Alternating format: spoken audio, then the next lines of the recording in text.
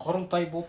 Құрылтай туралы ойларыңыз қандай, құрметті достар? Айта жүріңіздер, жазыңдар. Жалпы мен ол құрылтайға 2 деген баға беремін. Мектептегідей.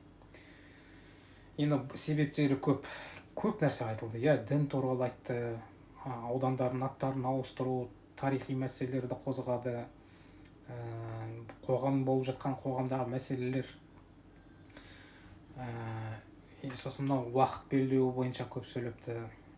Жалпы біраз нәрсені айтқан ғой енді. Кейбір дұрыс мәселелерді айтқан, бірақ ең бір қатты қынжылтатын нәрсе ол өзіміздің ана тілінде айтпағаны. Яғни қазақ тілінде жиналыс өтпеді десек болады. Сол жерде 65%, 70% қазақстандықтар отырғанымен, біз әлгі 30%-ға орыс тілінде қызмет көрсетіп кеттік та. Бұл мемлекеттің төмен деңгейі, мемлекет жүйесіндегі өте төмен деңгей. Көрдіңіздер ғой не болып жатқан. Сондықтан ресейшіл адамдар отырған кезде жаңағы соның қандай мәселе айтса да, бұл мәселенің бәрібір ол шеше алмайды. Оны шешетін тек ұлтшыл, қазаққа жаны ашитын сондай азаматтар билікке келсе, сол кезде өзгеріс болады. Мына жүйемен бізде өзгеріс болмайды. Тағы да суға батып жатсыңдар ғой, мінекей. Батып жатсыңдар.